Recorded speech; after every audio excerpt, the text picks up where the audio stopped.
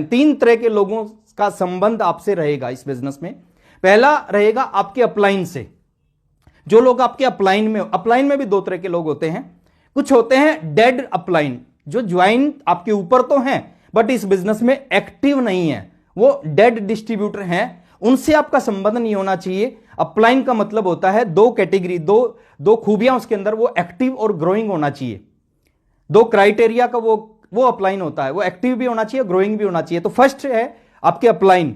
Upline से आपका जिंदगी भर का रिलेशन रहेगा। और अपलाइन के बारे में एक चीज बोली जाती है, तीन चीजों का ख्याल रखना चाहिए जब भी अपलाइन का नाम आए। जो भी एक्टिव ग्रोइंग अपलाइन से आप बात करना चाह रहे हैं, तीन चीज हमेशा ध्यान रखें। पहली चीज, जो फर्स्ट स्टेप है अपलाइन में, हमेशा रिगार्ड करें, रिस्पेक्ट करें और दिल से रिस्पेक्ट करें।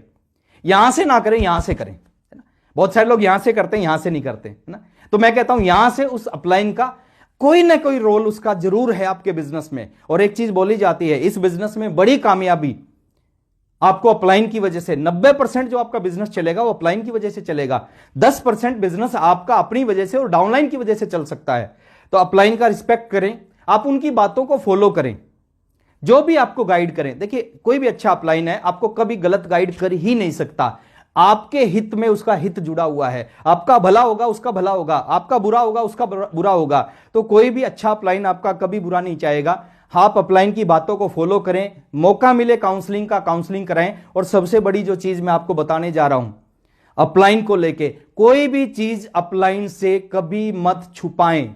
हर चीज अपलाइन के सामने आप डिस्कस करें। आपका वर्किंग का तरीका क्या है, आपकी सोच क्या है, आप कितना टाइम इस बिजनेस में देते हैं, आप क्या अचीव करना चाहते हैं। कहते हैं डॉक्टर से, वकील से और अपलाइन से कभी कुछ नहीं छुपाना चाहिए। तो अपलाइन से आपको कभी कुछ नहीं छुपाना चाहिए, क्योंकि अपलाइन एक ऐसा व्यक्ति होता है जो आपको इस बिजनेस में वहां पहुंचा सकता है जहां पे इस बिजनेस में आप पहुंचना चाहते हैं। तो अपलाइन के साथ आपका रिलेशन बहुत अच्छा होना चाहिए। सेकंड होता है आपकी डाउनलाइन। डाउनलाइन जो लोग आपके नीचे हैं, वहां पे आपको एक छोटा सा काम करना चाहिए। डाउनलाइन के साथ भी आपका रिलेशन बहुत अच्छा होना चाहिए।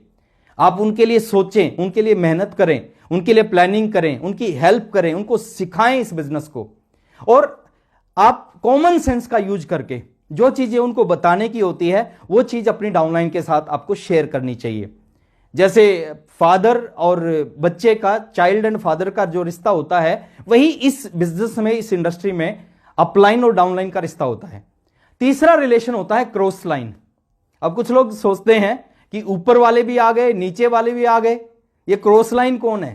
क्रॉस लाइन कौन होता है? जो आपके ना अपलाइन में होती है ना डाउनलाइन में होती है, वो आपके साइड में, वो आपके अपलाइन की सेकंड लेग हो सकती है, आपके अपलाइन की लेग हो सकती है, या वहां से भी क्रॉस हो सकती है। वहां पर आपका रिलेशन कैसा होना चाहिए। और आज मैं उसी टॉपिक के ऊपर आपसे बात करने आया हूं कि अपलाइन के साथ में रिलेशन, डाउनलाइन के साथ, क्रॉस लाइन के साथ आपका रिलेशन कैसा होना चाहिए। देखिए, क्रॉस लाइन क्या होती है? क्रॉस लाइन आपकी हेल्प लाइन होती है। वहां पे एक लाइन होती है जिसको हमें क्रॉस नहीं करना, कभी भी उसको क्रॉस नहीं करना होता, क्योंकि अगर उस लाइन को क्रॉस करेंगे उसका नुकसान हमें भुगतना पड़ेगा। रेड लाइट को जंप करने से चालान आएगा, ये नियम है सर, ये रूल है, इस रूल को आप नहीं ब्रेक कर सकते। ऐसे ही क्रॉस लाइन का रूल है, नियम है कि आप क्रॉस लाइन के साथ एक संबंध होने चाहिए, पॉजिटिव संबंध होने चाहिए। लेकिन वत्स साहब बताते हैं वो संबंध इतने गहरे नहीं होने चाहिए कि आप उनके ड्राइंग रूम में जाके बैठे और वो आपके ड्राइंग रूम में जाके बैठे। और ये रूल जिंदगी भर लागू रहेगा। इस रूल को कभी बदला नहीं जा सकता, कभी चेंज नहीं किया जा सकता इस रूल को। तो मैं आपको यही बताना चाहूंगा, जो आपके क्रॉस लाइन के साथ जो रिलेशन है ना, वो रिलेशन एक लिमिट में होने चाहिए। आप कभी भी क्रॉस लाइन मिलती हैं, फंक्शनों में मिलती हैं, आप पॉजिटिव बात करें। इसमें लेके 3 पॉइंट मैं आपके साथ में डिस्कस करना चाहता हूं। पहला point, number 1 point, cross line के साथ में जो आपका रिलेशन है वो अच्छे फ्रेंड वाला रिलेशन होना चाहिए। आप हमेशा उसके बारे में अच्छा सोचें। देखिए, नेचर का एक नियम है, आप किसी भी व्यक्ति के बारे में जैसा सोचते हैं वैसा ही जवाब उसका मिलता है। वत्स साहब एक स्टोरी सुनाते हैं, स्टोरी मैं आपके साथ में शेयर करता हूं। एक राजा थे, वो राजा यंग थे, और जितने भी उनके राज्य में जो बुजुर्ग लोग थे, बूढ़े लोग थे, उनके बारे में वो ज्यादा अच्छा नहीं सोचते थे। वो कहते थे कि ये जो बूढ़े लोग हैं ये बोझ होते हैं, ये कोई काम नहीं करते, ये क्या खाली खाते रहते हैं, और ये पूरे हमारे राज्य का बहुत सारा अनाज खाते हैं, बोझ है हमारे राज्य पे।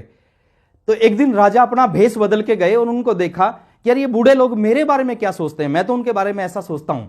तो भेष बदल के गए तो किसी बूढ़े व्यक्ति से पूछा कि बाबा, जो आपके राजा हैं वो कैसे हैं?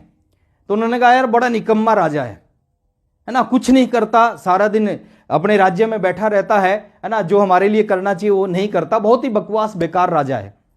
दूसरे से